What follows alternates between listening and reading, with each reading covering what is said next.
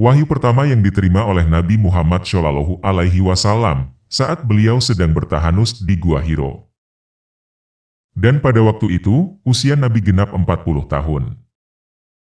Berikut adalah hadis yang menjelaskan tentang peristiwa turunnya wahyu pertama kepada Nabi Muhammad.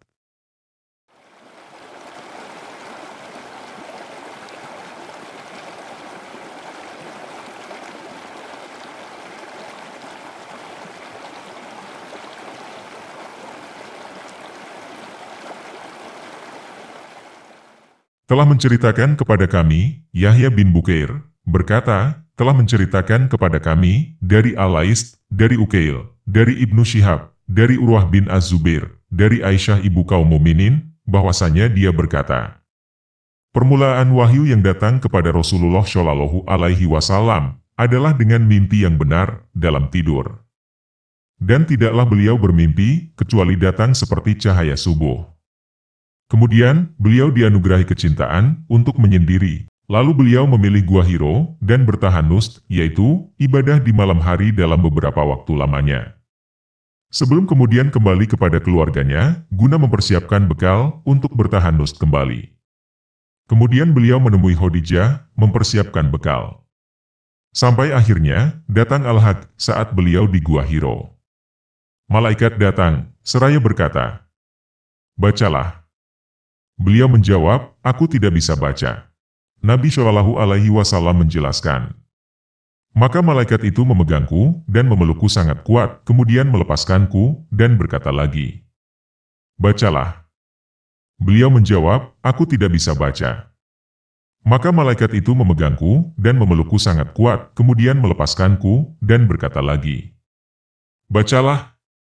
Beliau menjawab, aku tidak bisa baca.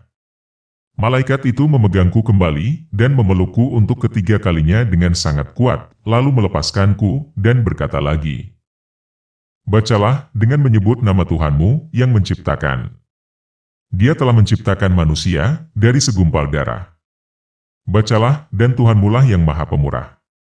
Nabi Shallallahu Alaihi Wasallam kembali kepada keluarganya dengan membawa kalimat wahyu tadi dalam keadaan gelisah.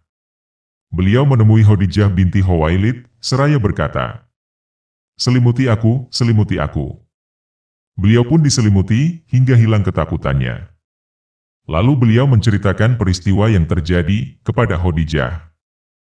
Aku mengkhawatirkan diriku. Maka Khadijah berkata, demi Allah, Allah tidak akan mencelakakanmu selamanya, karena engkau adalah orang yang menyambung silaturahim. Khadijah kemudian mengajak beliau untuk bertemu dengan Warokoh bin Naufal, bin Asad, bin Abdul Uzza, putra paman Khadijah yang beragama Nasrani di masa jahiliyah. Dia juga menulis buku dalam bahasa Ibrani, juga menulis kitab Injil dalam bahasa Ibrani dengan izin Allah. Saat itu, Warokoh sudah tua dan matanya buta.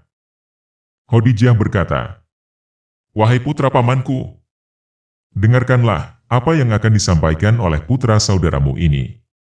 Warokoh berkata, wahai putra saudaraku, apa yang sudah kamu alami? Maka Rasulullah Shallallahu Alaihi Wasallam menuturkan peristiwa yang dialaminya.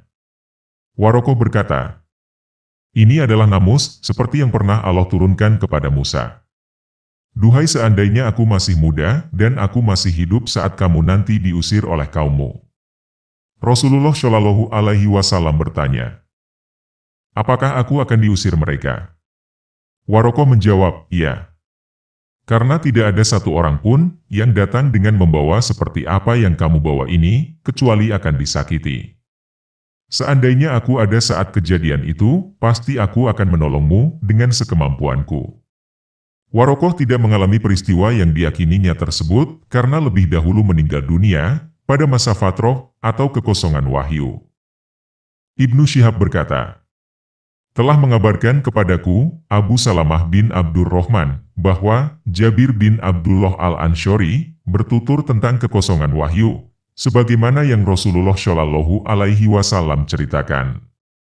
Ketika sedang berjalan, aku mendengar suara dari langit, aku memandang ke arahnya, dan ternyata malaikat yang pernah datang kepadaku di Gua Hiro duduk di atas kursi, antara langit dan bumi. Aku pun ketakutan, dan pulang, dan berkata, selimuti aku, selimuti aku. Maka Allah Ta'ala menurunkan wahyu. Wahai orang yang berselimut, telah sampai firman Allah, dan berhala-berhala, tinggalkanlah. Sejak saat itu, wahyu terus turun berkesinambungan. Hadis ini juga diriwayatkan oleh Abdullah bin Yusuf, dan Abu Sholih, juga oleh Hilal bin Rodad, dari Az-Zuhri. Dan Yunus berkata, dan Ma'mar menyepakati bahwa dia mendapatkannya dari Az-Zuhri.